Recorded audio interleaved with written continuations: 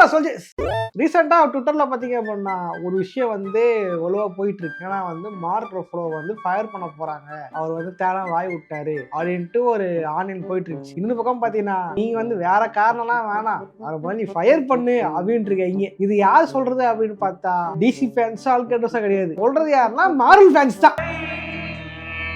முக்கியமா ஹல்க் தான் சொல்லிட்டு இருக்கானுங்க மார்க் ரஃபலோ தூக்கு அப்படின்ட்டு. இதெல்லாம் காரணம் என்ன?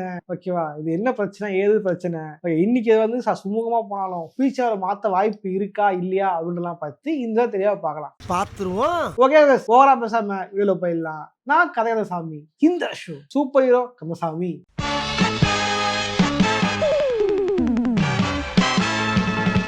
இது பாத்தீங்க அப்படின்னா ஆக்சுவலா ஒரு ரூமர் தான். ஓகே, ஒரிஜினல் ஃபயர்லாம் பண்ணல, டிஸ்ட்ரி சைட்ல இருந்து எந்த விஷயமும் வரல. இது வந்து ரூமரா தான் போயிட்டு இருக்கு அப்படின்னு தான் சொல்லிட்டு இருக்காங்க. காரணம் என்ன அப்படின்னா டிஸ்னியோட பாலிசி ஒன்று இருக்கு. அவங்க வந்து பொலிட்டிக்கலா எதுவும் பண்ணக்கூடாது, திருமணா வேலை பார்க்க கூடாது, அவங்க மேல எந்த கேஸ் ஃபைல் ஆகக்கூடாது. அப்படி இருந்து அப்படின்னா அவங்களோட ப்ராஜெக்ட்ல இருந்து அந்த ஆக்டரை தூக்கிடுவாங்க, ஆக்டரோ டைரக்டரோ தூக்கிடுவாங்க. இதுதான் அவங்க பாலிசியா இருக்கிற ஒரு விஷயம். அதுக்கேற்ற மாதிரி என்ன ஆச்சு அப்படின்னா மார்க் ரஃபலோ வந்து கோல்டன் குளோப் அவார்ட்ஸுக்கு போயிருப்பாரு. அந்த இதில் தேவையில்லாம வாய் விட்டுருப்பாரு. அவர் பாத்தீங்கன்னா ஆல்ரெடி மனசுல வந்து எதுவுமே வச்சுக்காத ஒரு மனுஷங்க. அவரு இன்ஃபினிட்டி வாரோட கிளைமேக்ஸ் வந்து வாய்த்தாலே சொல்லிட்டு இருப்பாரு. அந்த அளவுக்கு வந்து உள்ள எதுவும் வச்சுக்காத ஒரு வெகுளியான மனுஷன், கள்ளங்கோடம் இல்லாதவருங்க அவரு. ஆனா என்ன பண்றாரு, மனசோட வெளியே சொல்லிட்டாரு. அதாவது நம்ம ட்ரம்ப் மாதிரி இல்லையா, அவரை வந்து ஒரு ஹியூமன் பீனே இல்ல அப்படின்ற மாதிரி வாய் விட்டுருப்பாரு. எல்லாம் மனுஷ ஜென்மம் தானா. இதெல்லாம் இப்போ வச்சு ட்ரம்ப் கட்சிக்காரங்கலாம் வந்து ட்விட்டர்ல பொங்க ஆரம்பிச்சிட்டாங்க. இப்போ ஒரு ஸ்டேட் தான், நம்ம ஊர்லயே ட்விட்டர்ல பாலிடிக்ஸ் பண்றாங்க, நமக்கு தெரியுது இல்லையா. அவனுக்கு அமெரிக்காரனுங்க ஐயா, அவனுக்கு என்ன அவனுக்கு தெரியுமா தெரியாது. மொத்த பேரும் கும்பலா சேர்ந்துக்கிட்டு அவனை ஃபயர் பண்ணு, அவனை தூக்கு, அவர் வந்து இது அது வந்துட்டு பண்ண ஆரம்பிச்சாங்க. இன்னும் ஒரு படி மேல போயிட்டு பழைய கேஸெல்லாம் தோண்டி எடுத்து அவர் அந்த மாதிரி இந்த மாதிரின்ட்டு இஷ்டத்துக்கு பேச ஆரம்பிச்சாங்க. அவரை ஃபயர் பண்ணுட்டாங்க ட்ரம்போட ஆதரவாளர்கள்லாம். அவனை விடாதீங்க, அவனை வெட்டி கொல்லுங்க. சரி, இது ஒரு பக்கம் இருக்கும்போது பாத்தீங்கன்னா மார்வல் ஃபேன்ஸ் முட்டு கொடுக்கணும்ல.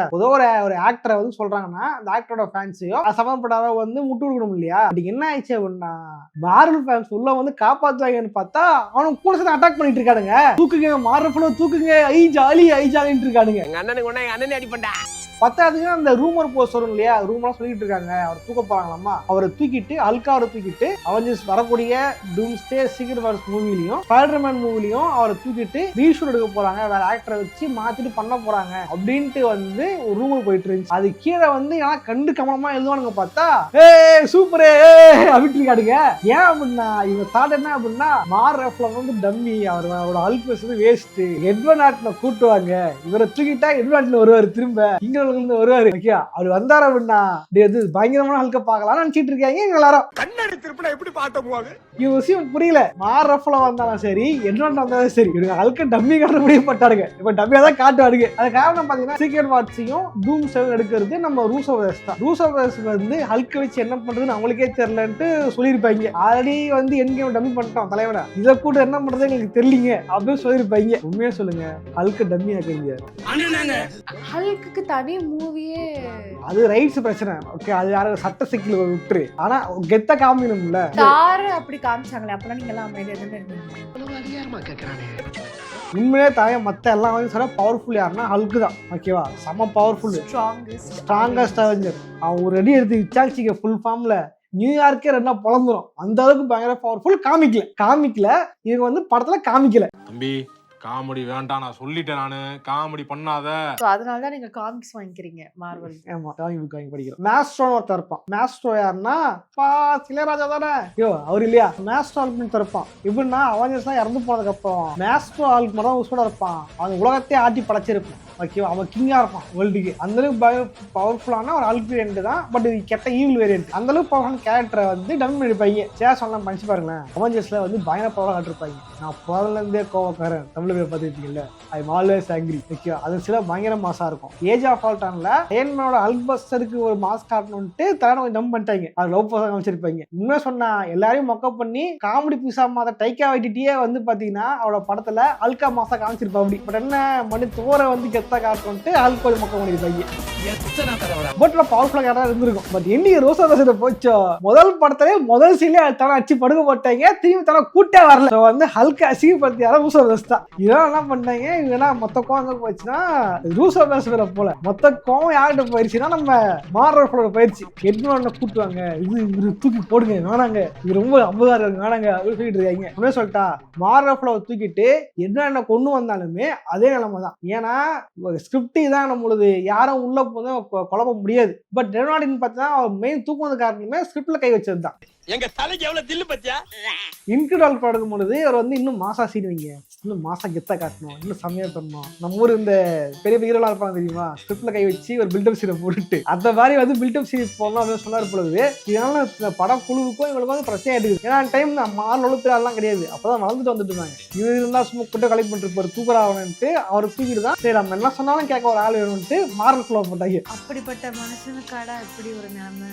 அரசியல் அரசியல் ஓகே, பாலிடிக்ஸ் என்ன பண்றது? ஆமா, உங்க மேல மானாவாரியா மரியாதை வச்சிருக்கேன், ஏதாவது கேட்ட போயிருங்க மாமா. முன்னாடி பல வீடியோக்கெல்லாம் சொல்லியிருப்பேன், எட்வர்ட் வந்து நம்ம ஊர் ஹீரோங்க மாதிரி மாஸ் சீன் வை ஃபைட் சீன் தான் சொல்லுவாரு, ஓகேவா? பட் ஆனால் அது வந்து நம்ம ஊர்ல ஏன் டம்மியா இருக்கு, அதுல ஏன் கட்ட வேலை செஞ்சு அப்படின்னா உண்மையா ஹல்க் அந்த கேரக்டர் செம பவர்ஃபுல்லாக கேரக்டர், காமே பயங்கர பவர்ஃபுல்லாக கேரக்டர். அதை மாசா காட்டும் போது மாசா இருக்குது, பில்டப்பா காட்டும் பில்டப்பா இருக்குது. பட் வந்து சொல்ற மாதிரி செய்ய மாட்டேங்கிறாரு. இதை வச்சு பாருங்க, ஹல்கோட சோலோ மூவி பரவாயில்ல, கெத்த காட்டலாம். இது கிராஸ் ஓவர் மூவிஸ் தான் வரும் பொழுது, அதுக்கப்புறம் சோழ மூவியா வரல, எல்லாம் கிராஸ் ஓவர் தான். கிராஸ் ஓவர் வரும்பொழுது அயன்மேன் கிடக்குறான், என்ன கெத்தா காட்டுறா அப்படின்டா எல்லாம் காண்டாடிப்பாங்க. இல்ல அன்னைக்கு ஆக்ட்ரஸா காண்டாடிப்பாங்க, இல்லையே கிளாஸ் ஆயிருக்கும், பிரச்சனை இருந்திருக்கும். அந்த பிரச்சனை தான் பச்சை புள்ளியா இருக்கிற மார்வல்ல கூட்டு வந்து ஒரு பச்சை ஹல்கா மாத்திருப்பாங்க. என்னதுக்கு சொல்றேன் அப்படின்னு பாத்தீங்கன்னா, இதோட ஹல்கை வந்து ஸ்பைடர் எல்லாம் காட்ட போறாங்க. ஒரு கைண்ட் ஆஃப் ஒரு எக்ஸ்டன் கேமியமா தான் கேரக்டர் இருக்கும்னு நினைக்கிறேன். இதை தாண்டி ஹல்குக்கு ஒரு சோலோ மூவி வருதுன்னு சொல்லிட்டு இருந்தாங்க, அது என்ன ஆச்சுன்னு தெரியல, அதே கனடா போட்டாங்க வேர்ல்டு வார் ஹல்குன்னாங்க.